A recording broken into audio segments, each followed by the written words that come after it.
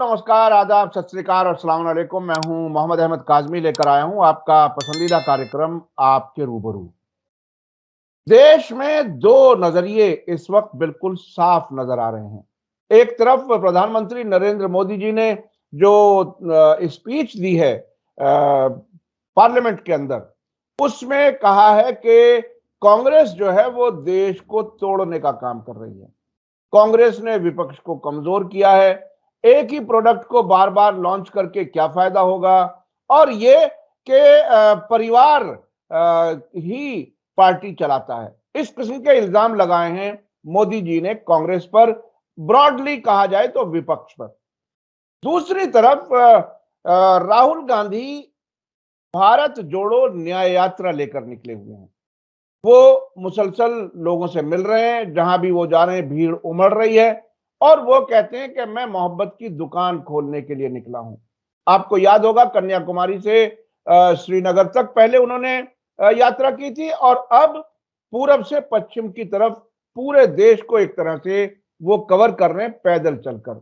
मेरा अपना मानना यह है कि कोई भी झूठा नेता कम से कम इतना पैदल तो नहीं चल सकता।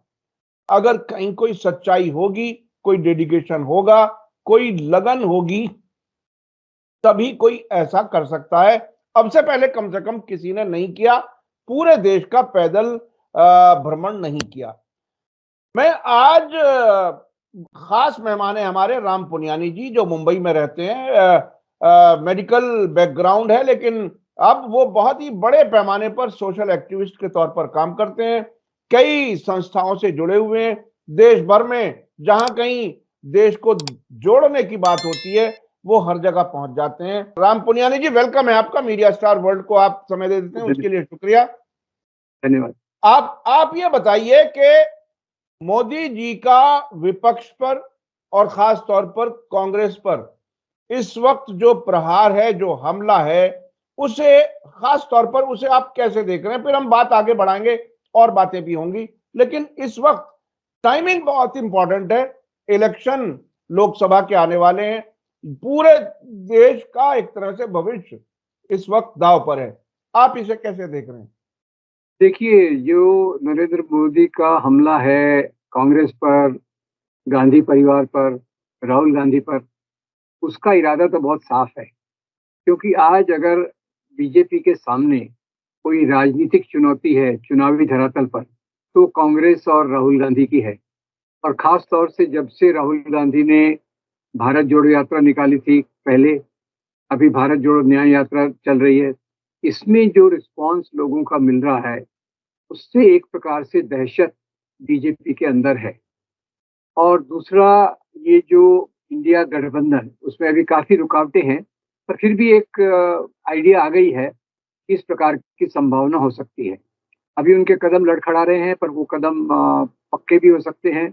और इंडिया गठबंधन अगर करता है, एक बीजेपी के खिलाफ एक कैंडिडेट खड़ा करता है, तो बीजेपी की चुनावी हालत बहुत पतली हो सकती है। तो मेरे ख्याल से ये दो कारण है जिसके कारण नरेंद्र मोदी खास तौर से कांग्रेस पर, राहुल गांधी पर और विपक्ष पर इस प्रकार के बेतुके हमले कर रहे हैं। अच्छा, इस हद तक कह रहे हैं कि विपक्ष ने शायद फैसला कर लिया है कि वो लंबी मुद्दत तक अपोजिशन में ही रहना चाहते हैं। यानी फैसला तो ये मोदी जी का लगता है कि हमेशा वो सरकार में रहें।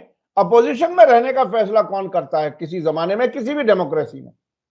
देखिए, अंग्रेजी में एक शब्द है माइंड गेम्स, यानी आप दूसरों के दिमाग में एक प्रकार की आइडिया डालें। तो ये मोदी जी को पता है कि अगले आने वाले चुनाव उनके लिए बहुत मुश्किल हैं, पर वो एक प्रकार का वातावरण खड़ा करना चाहते हैं कि अपोजिशन तो ये सत्ता में आना ही नहीं चाहता, सत्ता में आ ही नहीं सकता, और ये हमेशा विपक्ष में रहेगा। ये उनके प्रोपोगंडा करने की एक स्टाइल है, क्योंकि उनको मालूम है कि ये पूरा मीडिया इसके साथ खड़ा हुआ है, उनके साथ खड़ा हुआ है, और उनके खुद की भी जो पूरे तरीके हैं इस प्रकार के हैं। तो उसके चलते उन्होंने इस प्रकार की बात कही है कि विपक्ष में ही ये रहना चाहते हैं। वास्तव में तो उन्होंने खुद कहा है कि वो तीसरा टर्म में भी आने वाले हैं। 2080 तक की उन्होंने योजना दे दी है, 1000 साल की बात कर दी है। तो वास्तव में तो जिस प्रकार से वो हिंदू राष्ट्र की कल्पना कर रहे हैं, वो चाहते हैं कि सदैव वो सत्ता में रहें और उसको एक प्रकार से दूसरों का मनोबल गिराने के लिए वो इस प्रकार की बात कह रहे हैं कि विपक्ष हमेशा विपक्ष में ही रहना चाहता है। अच्छा, अगर याद करें पुनियानी जी, जब 2014 का इलेक्शन हो रहा था, उस जी, वक्त कहा गया था कि अच्छे दिन आएंगे। दूसरे इलेक्शन में कहा गया मोदी नहीं तो कौन, 2019 में। और अब नए किस्म का एक स्लोगन लाया गया है, मोदी की गारंटी। हर बात में मोदी गारंटी दे रहे हैं। क्या इस गारंटी पर लोग भरोसा करेंगे? ये गारंटी का क्या मानी रह गया, क्या है? मोदी की गारंटी वाली बात है, ये एक आकर्षक मार्केटिंग स्लोगन है। मार्केटिंग के लिए कहा गया है, जबकि सब लोग जानते हैं कि मोदी जो कहते हैं वो बात कभी पूरी नहीं होती। एक तो अच्छे दिन का वायदा किया था और दिन खराब आए। दूसरा, महंगाई कम करने का वादा किया था, महंगाई बढ़ गई। तीसरा, 15 लाख का वादा किया था, वो कभी नहीं आया। 2 करोड़ नौकरियों का वादा किया था, वो कभी नहीं हुई। महिलाओं पर अत्याचार कम होंगे, इस बात को कहा गया था, वो कभी नहीं हुआ। तो ये जो आज पूरी जनता समझ रही है कि मोदी की गारंटी यानी ये निश्चित रूप से कभी नहीं होगा, वो लोग उसको उल्टे अर्थ में बिल्कुल समझ रहे हैं, क्योंकि उन्होंने जो-जो वादे किए थे, उसमें से एक भी वादा पूरा नहीं हुआ।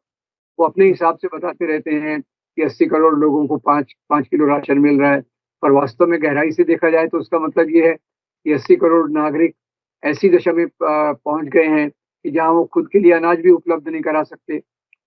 गरीबी कैसे बढ़ गई है, बेरोज़गारी इससे पहले कभी ज़्यादा नहीं थी, किसानों के सवाल जो इतने भयंकर रूप से आ गए हैं, वो भी पहले इतने ज़्यादा नहीं थे। तो मोदी की गारंटी का ये नारा प्रोपेगेट करना चाहते हैं, रोज़ अखबारों में आ रहा है, सोशल मीडिया में आ रहा है, पर लोग मेरे ख़्याल से लोगों को हर समय बेवकूफ़ बनाना आसान नहीं है। क्योंकि अ, जी, जी, आप अपनी बात पूरी करें। जब लोग देख रहे हैं अपने सामने कि पिछले 10 साल में जो हुआ, उसका क्या परिणाम हो रहा है उनकी ज़िंदगी पर एक नकारात्मक रूप में, तो उसको कौन विश्वास करेगा? अच्छा, अभी जो ये 80 करोड़ को 5 किलो अनाज वाली जो कहानी है, इसमें एक नया रुख आया है। उत्तर प्रदेश से खबर आई है। हो सकता है दूसरे स्टेट्स में भी ऐसा कुछ करने जा रहे हों या मन बना लिया हो सरकार ने कि अगर एक परिवार में 5 लोग हैं, तो पांचों के पांचों आएंगे वो अनाज लेने के लिए, सबका अंगूठा, सबका दस्तखत चाहिए। क्या आपने अब से पहले जो डिक्टेटर बने, जो तानाशाह बने, उनके तौर तरीके भी आपके सामने जरूर होंगे। सब्सिडी पर बहुत सी चीजें दे करके गुलाम बनाते रहना। अब ये 5 जो घर के मेंबर जाएंगे, जिसमें नौजवान लड़का या लड़की भी होगी, माँ बाप भी होंगे, यानी हर नस्ल, 2-3 नस्ल के लोग उस पर दस्तखत करने जाएंगे ताकि 5 किलो अनाज मिल जाए। आपको नहीं लगता कि ये जहनी गुलामी की तैयारी? आप इसे कैसे देख रहे हैं? देखिए, ये इसमें लोगों को एक एहसास देने का तरीका है कि मेरे कारण आप लोग ज़िंदा हो। तो जो पहले राजा और प्रजा का संबंध था, आप नागरिक हो, बराबर के आपका और मेरा दर्जा नागरिक के रूप में बराबर है, उसके खिलाफ ये राजा और प्रजा के संबंधों को खड़ा करने का तरीका है कि मैं आपको ज़िंदा रख रहा हूँ, मेरे कारण आप लोग ज़िंदा हैं, तो मैं प्राथमिक हूँ, आप द्वितीयम हैं। नागरिकता में क्या होता है कि सब लोग बराबर होते हैं, वो प्रधानमंत्री होगा या एक सामान्य सिटीज़न होगा। पर राजा और प्रजा में तो राजा प्राथमिक होता है और प्रजा द्वितीयम होती है। तो ये उसी प्रकार के सिस्टम को एक नए तरीके से लाने चाहते हैं। ये काफ़ी चालाकी से इस काम को कर रहे हैं। अच्छा, आपने अभी हाल ही में एक आर्टिकल लिखा है, मजमून लिखा है, जिसमें आपने संविधान को देश की आत्मा कहा है। जी। जिन हालात से देश गुजर रहा है, उस हालत में उस आत्मा को कैसे बचाया जाए? क्या आपके ज़हन में कोई हल है? कैसे कैसे उस आत्मा, चूँकि अगर आत्मा ना रहे तो जिस्म जो है वो डेड बॉडी जैसी हालत हो जाती है, और शायद जी। तानाशाही में आम लोगों की हालत तकरीबन ऐसी हो जाती है। मैंने इराक में सद्दाम हुसैन के ज़माने में लोगों को देखा है, लीबिया में गद्दाफी के ज़माने में देखा है पर्सनली, और मैंने महसूस किया है कि लोग एक बात ज़बान से नहीं निकाल सकते थे, डरे हुए, सहमे हुए, तो ये जिंदा लाशें हो जाती हैं किसी भी तानाशाही में। ऐसे में संविधान को, देश की रूह को बचाना किस तरह से मुमकिन है? क्या कुछ हो सकता है उसमें? देखिए, ये अभी सेंट्रल कैबिनेट ने एक प्रस्ताव पास किया था मोदी जी को धन्यवाद देते हुए राम मंदिर की, भगवान राम की प्राण प्रतिष्ठा के लिए। और साथ में उन्होंने भी कहा कि ये जो भगवान राम है, ये भारत की आत्मा है। तो मैंने उसके जवाब में लिखा कि भारत की आत्मा तो भारत के संविधान में है। और मैंने ये बताने की कोशिश की, भारत का संविधान आजादी के आंदोलन पर आधारित था। भारत का संविधान स्वतंत्रता, समता, बंधुता के मूल्य देता है, न्याय के मूल्य देता है। तो आज मुझे ये लग रहा है कि भारतीय संविधान खतरे में तो है, क्योंकि संविधान को जो खतरा है वो धर्म के नाम की राजनीति से होता है। आप कहीं भी देख लीजिए, वो जो आयतुल्लाह खमैनी हो, या पाकिस्तान के शासक हों, या श्रीलंका के शासक हों, वो इस प्रकार के लोकतांत्रिक संविधान को बाईपास कर देते हैं मजहब की आड़ में। आज वही चल रहा है कि मजहब की आड़ में भगवान राम को देश की आत्मा कहा जा रहा है, जबकि देश की आत्मा तो संविधान है, जिसके कारण हम आज अपना देश देख रहे हैं। तो उसको बचाने के लिए आपने जो बहुत महत्वपूर्ण सवाल किया है, वो बहुत सरल और बहुत कठिन है। कहने में सरल है, करने में बहुत कठिन है। सरल ऐसा है कि जो भारत की रूह को पहचानते नहीं, जो भारतीय संविधान को नहीं पहचानते, भारतीय संविधान को स्वीकार नहीं करते, जिन्होंने सालों साल तक तिरंगा झंडा नहीं फहराया, जिन्होंने आजादी के आंदोलन में भाग नहीं लिया, आज वो सत्ता पे हैं। और उनकी सत्ता को निरस्त करना, उनको सत्ता से निकालना, ये संविधान को बचाने का पहला कदम है। इसके बहुत सारे कदम हैं, और सबसे पहला कदम तो यही है कि जो संविधान को ही भारत की आत्मा नहीं मानते, उनको हम सत्ता पे न रहने दें। और उनको सत्ता पे न रहने देने के लिए जो अलायंस बन रहे हैं, जो भारत जोड़ो न्याय यात्रा का प्रभाव हो रहा है, जो लोगों के बीच में एक नए प्रकार के विचार आ रहे हैं, जो लोग असंतुष्ट हैं, उसके कारण जो बात कर रहे हैं, ये सब आगे करने की जरूरत है।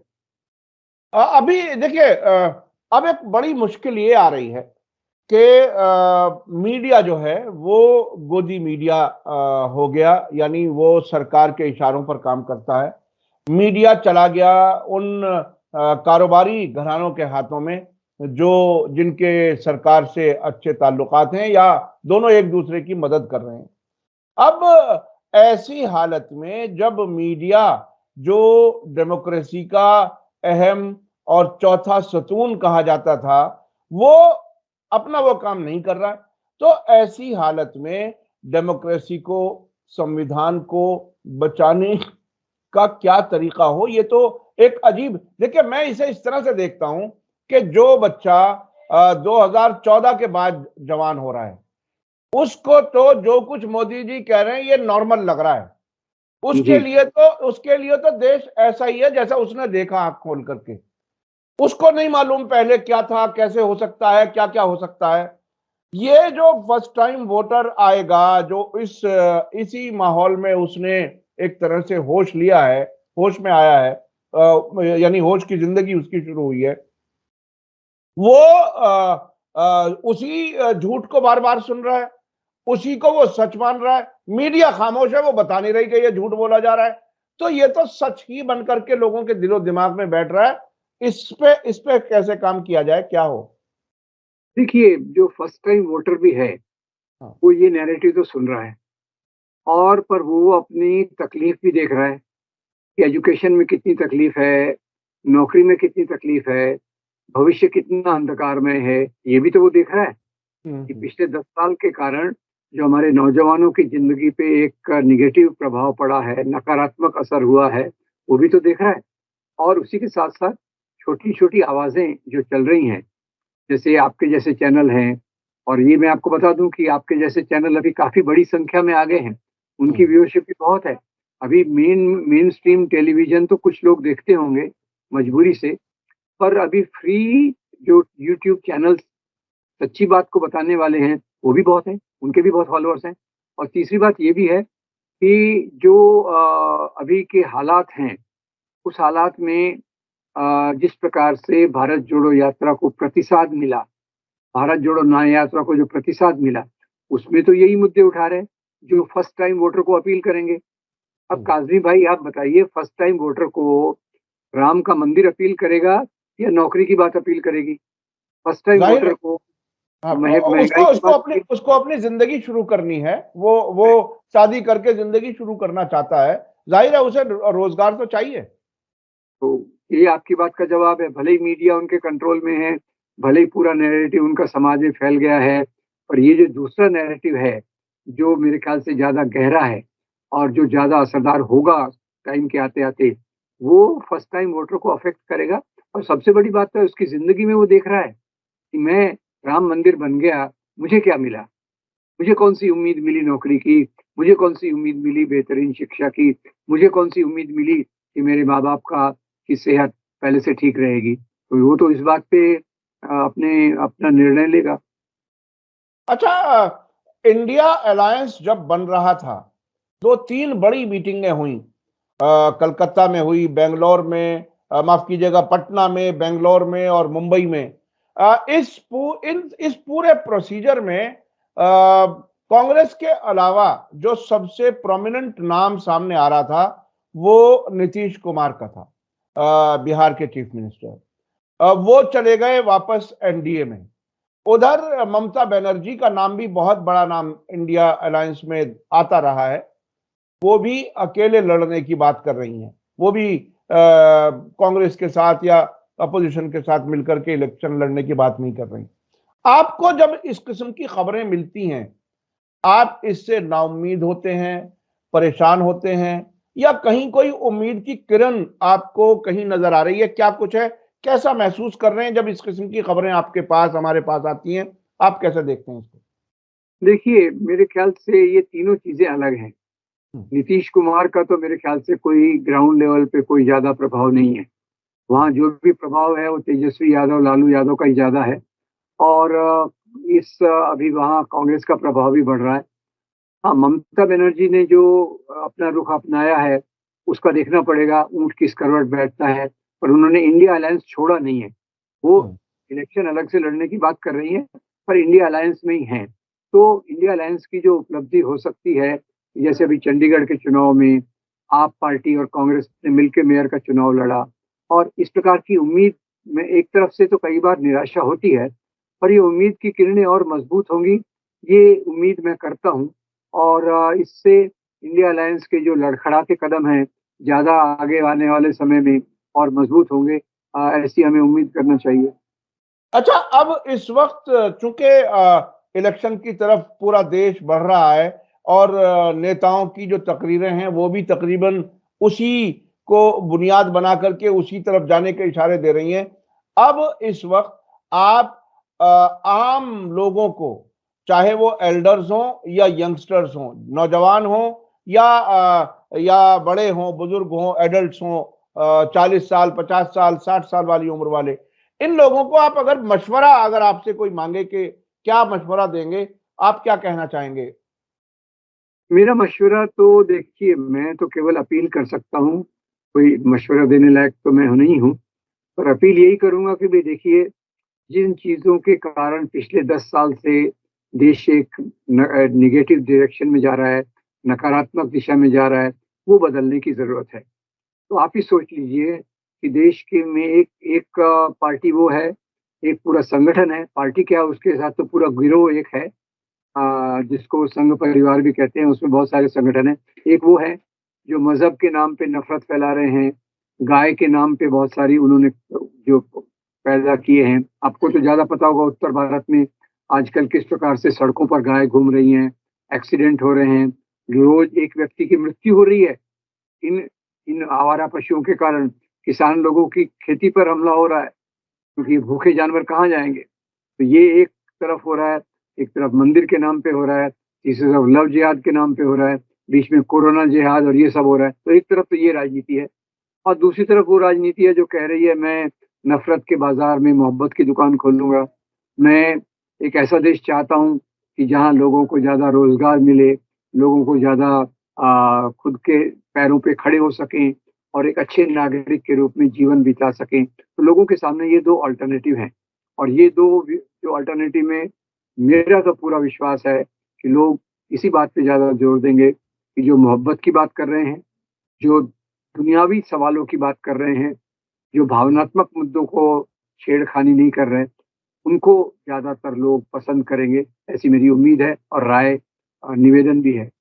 जी, जी, जी। बहुत बहुत शुक्रिया जनाब राम पुनियानी जी, आपने हमें समय दिया और कोशिश हमारी यही रहती है कि लोगों तक बात पहुँचे और ये कि ये समझ में आए कि देश आखिर जा किस तरफ रहा है। एल्डर्स भी सुने, बच्चे भी सुने, बड़े भी सुने और देखें, गौर करें क्योंकि अभी मीडिया में कोई भी बात ऐसी नहीं आती जिससे कि आपके दिमाग की जो है वो खिड़कियां खुले, उन्हें बंद करने के लिए तो कोशिश रहती है नफरत और मुख्तलिफ तरीकों से। बहरहाल बहुत बहुत शुक्रिया राम पुनियानी जी, और अपने दर्शकों को भी मैं कहना चाहूंगा कि आपको ये एपिसोड कैसा लगा कमेंट्स में जरूर लिखें। इसी के साथ मुझे दीजिए इजाजत। धन्यवाद, शुक्रिया। जय भारत, जय हिंद। मीडिया स्टार वर्ल्ड के और वीडियो देखने के लिए हमारे चैनल को सब्सक्राइब करें और सीधे नोटिफिकेशन पाने के लिए बेल आइकन दबाएं। और अगर हमारी खबर सच्ची और अच्छी लगे तो अपने व्हाट्सएप, इंस्टाग्राम, फेसबुक और ट्विटर अकाउंट पर जरूर शेयर करें।